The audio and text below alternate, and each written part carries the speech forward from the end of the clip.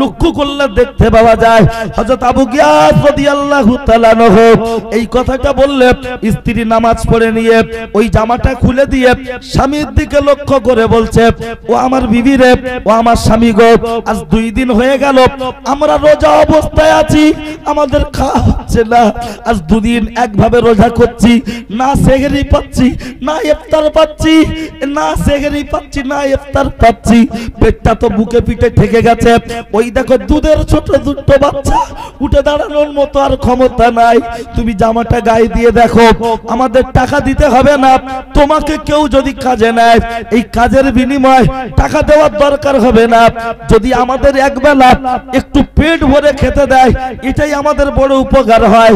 আজ 2 দিন রোজা হচ্ছে, রমজান মাসে আমরা রোজা করি, সন্ধ্যাবেলা ইফতার করি, আপনার তারাবি পড়ে ভাত খাই, আবার সেহরি খাই, কিন্তু আবু গিয়াস ইফতার পায় না, সেহরি পায় না, এক আধারে চলছে আপনার রোজা 24 48 ঘন্টা যখন রোজা চলছে রে। লক্ষ্য করলে দেখতে পাওয়া যায় এই আবু গিয়াস রাদিয়াল্লাহু তাআলা আনহু জামাটা যখন ছুঁড়ে দিয়ে দিয়েছে গায়ে দিয়ে, কাজের সন্ধানে যখন টুক টুক টুক টুক টুক টুক করে যাচ্ছে, খানিকটা যেতে যেতে যেতে যেতে ভিমরি লেগেছে, ক্ষুধার যন্ত্রণা সইতে পারে না। ভিমরি যখন লেগেছে, ভিমরি লাগার পরে অজ্ঞান হয়ে পড়ে গেছে। অজ্ঞান হয়ে যখন পড়ে গেছে লক্ষ্য করলে দেখতে পাওয়া যায় ও ছেলেরা, ও নওজোয়ান যুবকেরা অজ্ঞান হয়ে পড়ে যাওয়ার পর এই পায়ের বুড়ো আঙুলের সাথে একটা জড়িয়ে গেছে কিছু। ভিমরি লেগে অনেকক্ষণ পড়ে থাকার পর যখন ভিমরি ছেড়ে গেছে উঠে দাঁড়ানোর চেষ্টা করলো, কিন্তু পায়ের সাথে কি একটা জড়িয়ে আছে, ওটাকে তুলে দেখছে এক ব্যাগ ভর্তি স্বর্ণের টাকা, এক ব্যাগ ভর্তি স্বর্ণের টাকা। টাকাটা তুলে নিয়ে মনে মনে আনন্দ করছে আর বলতে লেগেছে, হায় হায় আল্লাহ তুমি কি জিনিস দিয়েছো, আমার 2টো বাচ্চা পেট ভরে খাবে, আমার স্ত্রীর জন্য আমি একটু কাপড় কিনবো, লজ্জাস্থানটা ঢাকবে। হ্যাঁ আমার আল্লাহ, মনে মনে যখন আনন্দ করতে শুরু করেছে কিতাবের মধ্যে লেখা হলো, লক্ষ্য করলে দেখতে পাওয়া যায় ও ছেলেরা, ও নওজোয়ান যুবকেরা, ওই সময় গায়েব থেকে আওয়াজ চলে আসে, ও আবু গিয়াস, ও আবু গিয়াস, ও আবু গিয়াস, তুমি যে মালটা কুড়িয়ে পেয়েছো এটা তো তোমার বাপকালে সম্পত্তি নয়, তুমি তা নিয়ে আনন্দ করছো কেন? যার মাল তাকে ফিরিয়ে দাও। হযরত আবু গিয়াস হতভম্ব হয়ে গেলেন, কার মাল কোথায় ফিরিয়ে দেব? লোক খুঁজে খুঁজে খুঁজে খুঁজে বেশ খানিকটা ঘুরে ঘুরে মসজিদে চলে গেলেন। ইমাম সাহেবের কাছে গিয়ে বললেন, হুজুর কেউ কি একটা টাকা হারিয়েছে, একটু বলতে পারবেন? ইমাম সাহেব বললেন, হ্যাঁ একজনের 1 ব্যাগ টাকা হারিয়েছে, সে তো মানুষকে খুঁজে বেড়াচ্ছে। বললেন, হুজুর কোন দিকে? বললে এই দিকে। ওই ব্যাগটা টুক টুক টুক টুক টুক টুক করে ওই ব্যাগটা নিয়ে ঘরের ভিতরে শোকেসে কোনো একটা জায়গায় যখন রাখার চেষ্টা করছেন, স্ত্রী দেখে বলছেন, ও আমার বিবি তুমি এইটা, ও আমার স্বামী ওটা তুমি কি রাখছো? বলছে কিচ্ছু নয়। বলছে কি রাখছো? বলছে কিচ্ছু নয়। বলছে একবার দেখি। ব্যাগটা খুলে দেখছে 1 ব্যাগ স্বর্ণের মুদ্রা। স্ত্রী বলছো, আমার স্বামী গো আজ 2 দিন খাওয়া নাই, 3 দিন হতে যাচ্ছে, এই 1 ব্যাগ টাকা পেয়েছো কোথায়? এর থেকে 10টা স্বর্ণের মুদ্রা নাও আর একটু বাজার থেকে বাজার করে নিয়ে এসো, কাপড় লাগবে না, অন্তত ইফতার করি, একটু ইফতার করে রোজাটাকে শেষ করি, একটু কিছু কিনে নিয়ে আসো। ওই সময় আবু গিয়াস বলেছিলেন, ও আমার বিবি এই সম্পত্তি আমার নয়। আবার বলছে, না না না, ওর থেকে অন্তত একটা মুদ্রা নাও, আমাদের জন্য কিছু কিনে আনো। তখন বলেছিল, ও আমার বিবি এই সম্পত্তি আমার নয়। তারপরে বলছো, আমার বিবি রে তুমি যদি বারবার এই সম্পত্তির উপরে লোভ করতে থাকো, মনে রেখো আমি তোমাকে তালাক দিতে বাধ্য থাকবো। তুমি যদি বারবার এই সম্পত্তির উপরে লোভ করতে থাকো, আমি তোমাকে তালাক দিতে বাধ্য থাকবো। কি ঘুম লাগছে নাকি? ঠিক আছে, জেগে আছেন তো? হ্যাঁ, কারণ একটু জিজ্ঞেস করি, কারণ বাইরের জলসা হলে অনেক কিছু বলা যায়, আর সব বাপ চাচা বসে আছে, কোথায় কি বলবো, অন্তত একটু চিন্তা ভাবনা করে বলতে। যেখানে সেখানে জমি খোয়ালি করবো বললে তো হবে না। হ্যাঁ, ওই জন্য একটু মাঝে মাঝে আওয়াজ দিয়ে খুব উল্টো পাল্টা বলা যাবে না, যতটা বলা সম্ভব ততটা। আর ঘুম টাড়ানোর জন্য একটু বাইরে ওয়াজ করতে হয়, তা নাহলে হয় না। তবে এখানে বসে যদি কেউ ঘুমিয়ে পড়ে সে কি সওয়াব পাবে? পাবে না, পাবে না। জব কার্ডের মাটি না কাটলি হাজিরি হলি টাকা পায় না। যে যে খালি বলে নামটা তুল দিবি, ও টাকা ব্যাপার বাপ পাবে, ওর বউ পাবে। তাহলে জব কার্ডে যদি হাজিরি হলি টাকা পায়, সরকারের ভান্ডার বড় না আল্লাহর ভান্ডার বড়? আল্লাহর ভান্ডার বড়। আমরা যদি খালেস দিলে এসে বসতে পারি, যদি কেউ ঘুমিয়েও পড়ে আমার আল্লাহ তার বঞ্চিত করবেন না। আমার আল্লাহ রহমানুর রহিম, গফুরুর রহিম, আমার আল্লাহ তার আমল নামায় ভরে দেবেন। একটু জোরে বলুন সুবহানাল্লাহ। দুটো জায়গায় ঘুম লাগে, শুক্রবার মসজিদে ও চাচা ঘুমাচ্ছে, বলে খোদার কিরে না, তা বলছে 8টার মতো ডবল ডিশ মারছে। আরেক জায়গায় ঘুম লাগে জলসায় বসলে, এ একদম লাগা। কিন্তু মনসার গানে গেলে ঘুম লাগে না। কবাডি খেলা দেখলে যুগ একবার পানি হচ্ছে, পিছন ঝাপটা লেগে পাশা হাফ ভিজে গেছে, বলছে চুপ কর দাঁড়া কি হচ্ছে দেখ। যেন মনে হয় ওই এমন করে দোকানে খেলা করছে, মনে হয় যেন এই দলটা যদি যেত ওর মৌসুম ভরা খাটতে হবে না।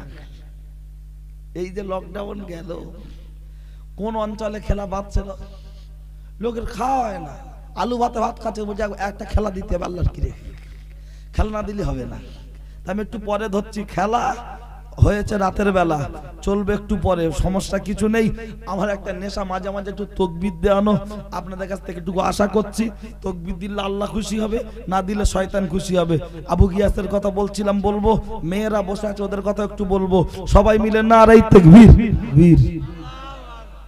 আমি শুনি, আমি এত ছোট থেকে আমাদের জন্ম, যখন এখানে এই মাটিতে আমাদের জন্ম, অন্তত আওয়াজটা মেরিগঞ্জের লোকের মতো হোক, এ তো মেটিয়াবুরুজের লোকের মতো হচ্ছেন। চা খাওয়া আওয়াজ, একটু পান্তা খাওয়া আওয়াজ দরকার। কারণ আজকের মুসলমান যখন আল্লাহু আকবার বলে, আমাদের AK-47 নেই, কামান নেই, বোম নেই, কিন্তু আমাদের কাছে একটাই জিনিস আছে, সেটা হলো আল্লাহু আকবার, আল্লাহু আকবার, আল্লাহু আকবার।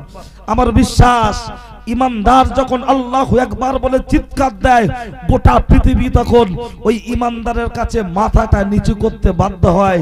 প্রমাণ, কিতাবটার নাম বলছি, কিতাবটার নাম হলো, আমি আফগানিস্তানে আল্লাহকে দেখেছি, ওই বইটা বাংলা কিতাব, যদি একটু কিনে পড়েন, গল্পের বইয়ের মতো চটি বই, পড়লে ঈমান তাজা হবে এবং নিজের মনের ভিতরে ঈমানি পাওয়ারটা বেড়ে যাবে। আজকের গোটা পৃথিবীতে একটা মহিলা যার নাম মুস্কান খান, মাত্র কয়েক ঘন্টার মধ্যে গোটা পৃথিবীকে তুলে নাড়িয়ে দিল।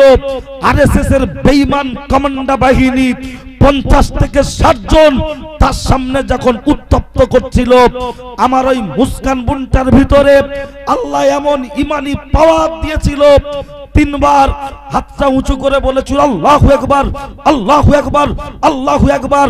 আরএসএস এর গুন্ডা বাহিনী 50 থেকে 60 জন মাথা নিচু করে পিছিয়ে যেতে বাধ্য হয়েছে। একটু জোরে বলবেন সুবহানাল্লাহ। আর আমরা বলছি আল্লাহু আকবার, যেন মনে হয় এক্ষুনি করোনা থেকে উঠেছি, যেন মনে হয় 21 দিন ক্যানিং হসপিটালে ভর্তি ছিলাম, সব ঘরে। একটু নড়ে চড়ে আল্লাহর নাম নেন। আমি আজকের এখানে প্রমাণ করব, কোন প্রকৃত ইমানদার নামাজি মানুষের করোনা রোগে আক্রান্ত করে আল্লাহ মৃত্যু দেয়নি। প্রমাণ এখনই দেব। আর এমন এমন কথা শুনবেন ইনশাআল্লাহ, খুব একটা এসব কথা কানে পড়ে না। আর সন্ধ্যা থেকে তো মেয়েদের আজ কেউ করে না, আমি একটু করব। মেয়েরা বসে আছে, কারণ লাতির ঢেঁকিও কি চড়ে ওঠে? ও ওঠে না, কিন্তু আমি একটু করব, যদি আপনারা ঘুমের ঘরটা ছাড়িয়ে একটু ঠিকঠাক হয়। তাকবীর দিলে দুটো ফায়দা, একটা হলো আল্লাহ খুশি হয়, আর একটা হলো ঘুম ছাড়ে। এর জন্য একটু ঘন ঘন তাকবীর দেওয়াই। কারণ যখন বাদায় কাজ করে, ঠান্ডার সময়, গরমের সময় বিড়ি দেয় কি দেয় না? তা বিড়ি যখন দেয়, ধরানোর আগে অন্তত একটু পাক দেয়। পাক না দিলেও সামনে এনে ফুঁক দেয়। কারণ একটা বিড়ি নাকি 7টা ডাবের কাজ, 3টা আপেলের কাজ। বলে ভালো খাবো, হাত খাবো, কিন্তু ফাটা খাবো না। তাই ফুঁক দিয়ে দেখবেন আমার কেউ কেউ ভেঙে দেয়, যে যাতে যেন টানতে যেন ধোঁয়াটা পিওর আসে। তা আমরা যখন আল্লাহর নাম নিচ্ছি, প্রত্যেকটা জিনিসের যখন মজা আছে, ধানে মজা, চালে মজা, ভাতে মজা, তাহলে আল্লাহু আকবারে মজা আছে না নাই? আলহামদুলিল্লাহ। আমি শুনছিলাম, আমি জায়গার নাম বলবো না, আমাদের এই অঞ্চলে অনেক জায়গায় জলসায় নাকি এত লোক ছিল না, কিন্তু 6 নম্বর বেনিমাধবপুরের জলসা আজকের রেকর্ডটাও দেখুন, লোক যা আছে আমরা তো ভাবছিলাম যে এত লোক হয়তো থাকবে না। আমাকে অনেকক্ষণ আগে থেকেই বলছিল ওট ওট, বাইরে যারা আছে করুক, তারপরে দেখছি। চলুন শুরু করছি। আজকের বক্তব্যের প্রথম দিক হচ্ছে, খেয়াল করুন, ইনশাল্লাহ যতক্ষণ থাকবো ঘুম লাগতে দেবো না, আমার দিকে খেয়াল করেন না, অত সমস্যা কি আছে, ভালো করে খেয়াল করুন। এই যে মাস্ক পরা হয় কেন? মেডিকেল সায়েন্স বলছে মাস্ক পরো, নাক থেকে গাল থেকে যে হাঁচি এবং কাশি হয়ে যে জীবাণুটা বেরোবে, এই জীবাণুটা যেন পাশের লোকের গায়ে লেগে না যায়, এর জন্য আমরা মাস্ক পরছি। জীবনতলা থানায় একটা ছেলেকে বড়বাবু ধরলো, সমরেশ ঘোষ, ধরে বলছে এই তোর মাস্ক কই? বলছে স্যার আনতে ভুলে গেছি। বলছে কি মুখে দিয়েছিস? বলছে স্যার কলা পাতা। পুলিশের রডের ভয়ে, রুলের ভয়ে কলা পাতা। কিন্তু এই মাস্ক পরার কথা ডাক্তাররা বলছে 19 সাল থেকে, পুলিশ বলছে 19 সাল থেকে, কিন্তু দয়ার নবী বলেছেন 1500 বছর আগে থেকে। কোথায়? রাসূলুল্লাহ বলেছেন যখন কারোর হাঁচি হবে, কাশি হবে, তোমরা নাক মুখটা গাঁট করো, এটা আমাদের জন্য সুন্নত, আমরা হলাম নবীর উম্মত। একটু জোরে বলুন সুবহানাল্লাহ। কিন্তু আমরা নবীর কথা না শুনে আগে থেকেই মরার আগে ভূত হয়ে আছি। দ্বিতীয়ত করোনা, আমি যখন বলেছি নামাজি মানুষের হয় নাই, এখন কেউ কেউ বলবেন হয়তো খালবাড়ের একটা লোক ছিল, সাত্তার নাম, 5 ওয়াক্ত নামাজ পড়তো, সে করোনায় মরে গেল, এসব গালগপ্প দিচ্ছে। ঠিকই কথা, মনে রাখবেন ডালমিয়া ও সিমেন্ট, লাফার্স ও সিমেন্ট, জেএসডব্লিউ ও সিমেন্ট। দিল্লির বাদশাহ শাহজাহান সেও নামাজি আর আমিও নামাজি, দাদা হুজুরও নামাজি। দিল্লির বাদশাহ শাহজাহান মানুষটা মারা গেছে, যারা দিল্লি গিয়েছেন তার কবরটা পুলিশ দিয়ে পাহারা দেওয়া আছে না নাই? দেখে এসেছেন। আর আমরা কেউ দিল্লির বাদশাহ শাহজাহান মানুষ মারা গেছে, তার কবরটা পুলিশ দিয়ে পাহারা দেওয়া হচ্ছে, আর আমাদের মতো মুসলমানের সুযোগ পেলেই দিলীপ ঘোষ গলা ধাক্কা দিচ্ছে। তাহলে মরা মানুষের কবরটা পুলিশ দিয়ে পাহারা দেয়, আর জ্যান্ত মানুষের সুযোগ পেলেই যখন গলা ধাক্কা দিচ্ছে, তাহলে কোয়ালিটি কোয়ান্টিটি মালের তফাৎ আছে না নাই? আরে আমাদের পেট হয়ে গেছে খাজা বাবার ডেক, আমাদের পেট হয়ে গেছে ইন্ডিয়ার গেট, কিন্তু মনে রাখুন দাদা হুজুর নামাজ পড়ে হয়েছেন নামাজি, আর আমরা ক্যানিং মোস্তানজি হুজুর নামাজ পড়ে হয়েছেন নামাজি, আমরা হয়েছি বেগুনিয়ার পিয়াজি। আমাদের কোনো মূল্য নেই, তার কারণ নামাজ পড়তে হয় পড়ি, ভাবতে হয় পড়তে হয় পড়ি, মসজিদে যেতে হয় যাই, কিন্তু প্রকৃত পক্ষে খৌফ ইলাহি আমাদের মনে কখনো নাই। যদি খৌফ ইলাহি থাকতো তাহলে পরের মাল আত্মসাৎ হতো না। চলুন আগে করোনাটা একটু বিস্তারিত দিই, তারপরে আসছি। তার কারণ হ্যালো, সিয়ারার ভিতরে আলু কি করে গেল? শুধু আলু থাকে না বলো, ওতেও কিন্তু ঝালের মোটাটাও থাকে, সেটাও মানুষ মেনে নেয়। কিন্তু বক্তারা বোঝানোর জন্য সাইড থেকে যখন টানে, যার গায়ে পড়ে যায় সে কিন্তু তখন চোখ ছিটকায়, মুখ ছিটকায়। কিন্তু যতই চোখ ছিটকাক, আমি তো হাজাম, আমার দায়িত্ব কাটা। বাচ্চা যতই গাল দিক, ওর আব্বা তো চেপে ধরবে। কেউ জীবনে হাজামের বলে যা কাটবে কাটে, একটু কম কাটবে, কিন্তু আরো ভালো করে বলে ভালো করে কাটবে, যেন ব্যথা ভালো হয়ে যায়। তা আমি যখন হাজামের চেয়ার দখল করে বসেছি, বাচ্চা কাঁদুক আর গাল দিক, যেভাবে দেওয়ার দরকার আছে না নাই?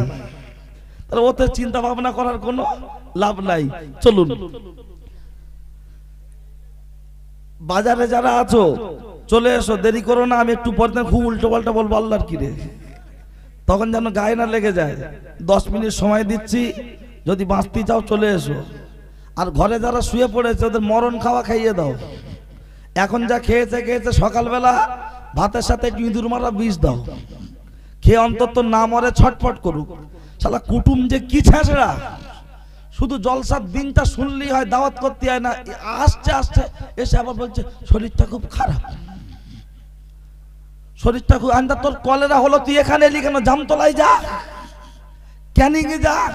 ও জম্মের খাওয়া খাবে, আবার বলবে শরীর খারাপ। তার মানে দেখছে চৈত্র মাসের জলসা, খুব মশার চাপ, কোথায় শোবো, আগে থেকে মশারিটা দিক। আর এই কুটুমের বিরুদ্ধে বলি বলে কিছু লোক আছে, ওদের আবার জ্বালা করে, কারণ ওদের বাড়ি যারা আসে জীবনে তো শোনে না, ওরা জ্বালা করে ওঠে। তার কারণ শুনে রাখুন, আমি কুটুমের বিরুদ্ধে বলবো না তুমি জলসার দিন কুটুম দাওয়াত করো না, কারণ তুমি যখন জলসার দিন কুটুম দাওয়াত করেছো সে জলসা শুনবে না, অথচ ফুচকার দোকানে আসবে রাস্তার উপরে দাঁড়িয়ে যখন জলসাটার ক্ষতি করার চক্রান্ত করছে, নিঃসন্দেহে তারা হলো ইবলিসের দালাল, ইবলিসের দালাল। যদি প্রমাণ না দিতে পারি জীবনের মতো আর কোনোদিন গ্রামের জলসায় মাইকে মুখ দেওয়ার চেষ্টা করব না। বক্তারা বলতে পারে না একটাই কারণ, বললে বক্তাদের দ্বিতীয়বার দাওয়াত করে না, বললে একটাই কারণ বক্তাকে টাকা দেওয়া হয় না। আমি সাদ্দাম, আমার সম্পর্কে যারা জানেন জানেন, আমি টাকার ভুকো নয়।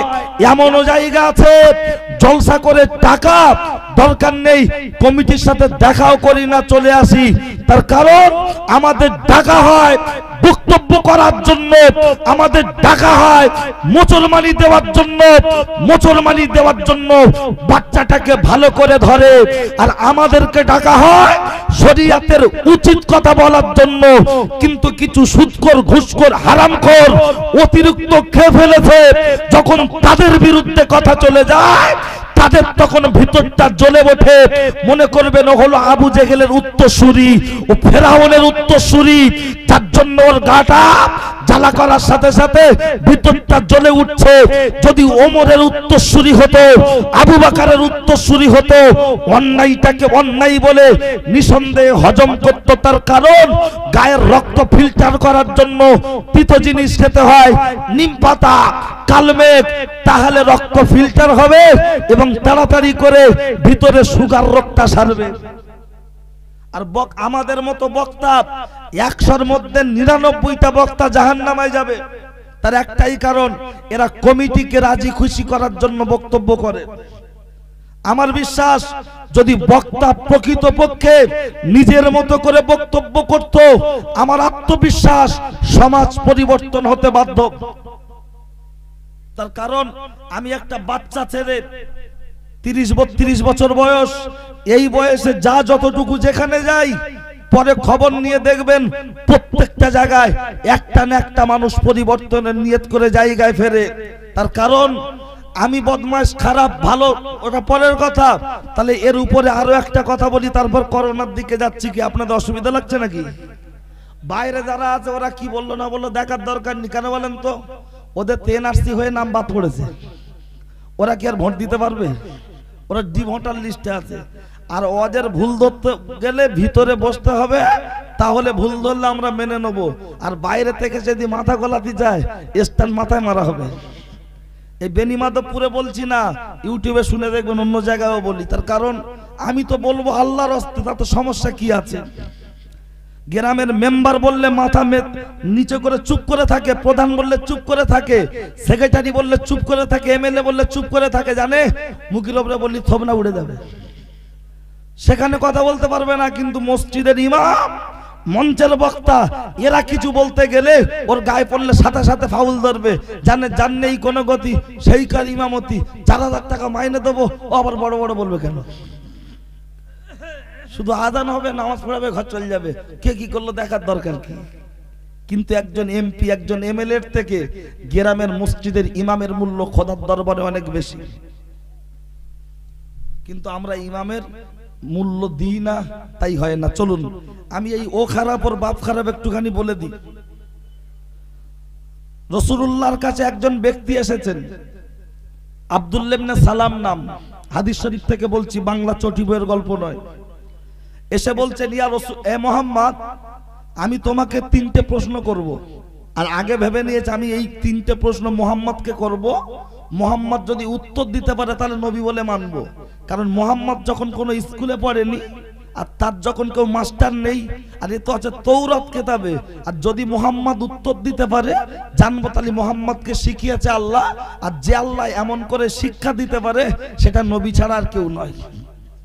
তা আমি তোমাকে 3টে প্রশ্ন করব, তুমি যদি উত্তর দিতে পারো আমি তোমাকে নবী বলে মেনে ঈমান আনবো। ভালো করে শোনেন, ঘুমের ঘরে তো। তা যখন গিয়ে সামনে দাঁড়িয়ে বল 3টে প্রশ্ন করলো, উত্তর দিল। নবী উত্তর দেওয়ার আগে একটু মুচকে হেসে বললেন, ওগো, তুমি প্রশ্ন করার কয়েক মুহূর্তে আগে ফারিস্তা এসে আমাকে জানিয়ে দিয়ে গেছে। বলুন সুবহানাল্লাহ, একটু মহাব্বতে বলুন না সুবহানাল্লাহ। আওয়াজ আমাদের বাপ বেটারই হচ্ছে ধরে। চলেন, তা নবী যখনই উত্তর দিলেন সাথে সাথে বললেন, ইয়া রাসূলুল্লাহ আমাকে কলমা পড়ান।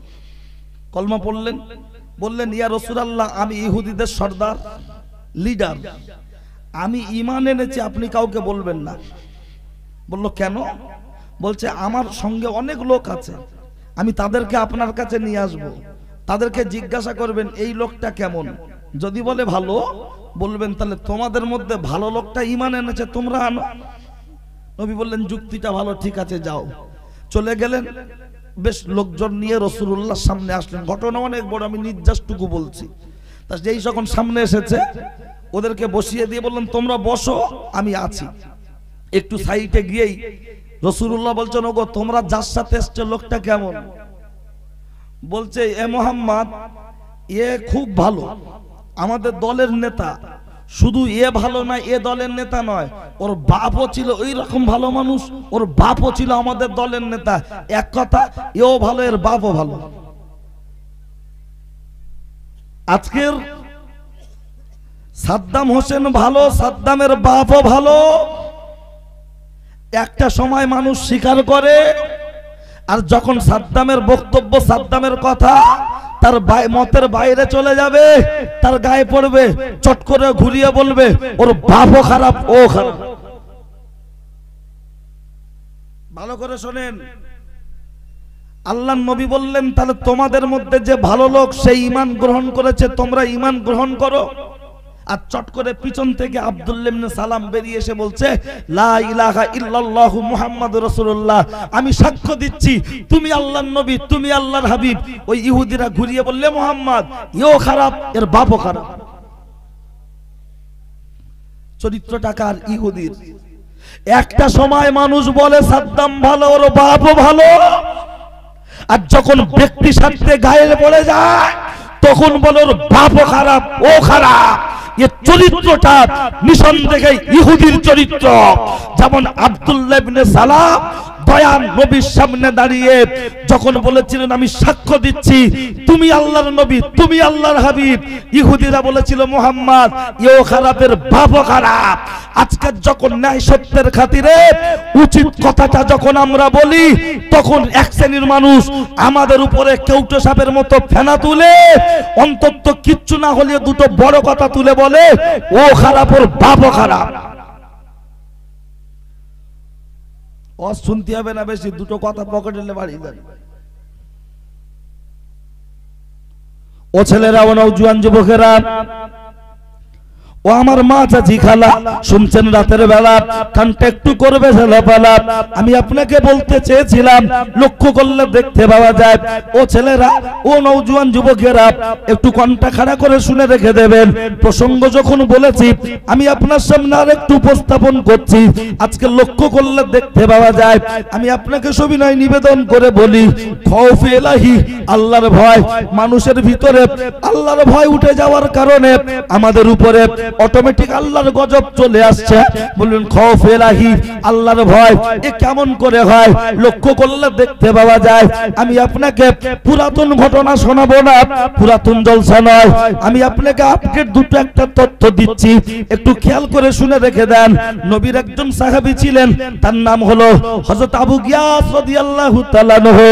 আবু গিয়াস রাদিয়াল্লাহু তাআলা আনহু যথেষ্ট গরীব ছিলেন, দুইটা বাচ্চা, স্বামী আর স্ত্রী। আপনার মসজিদে যখন নামাজ পড়তে যেতেন, সালাম ফেরানো হয়ে যাওয়ার পর সাথে সাথে দৌড়ে বাড়ির দিকে চলে যেতেন আর দরজাটা নাড়া দিতেন, স্ত্রী দরজা খুলে দিতেন আর স্ত্রী কুয়ার ভিতরে চলে যেতেন।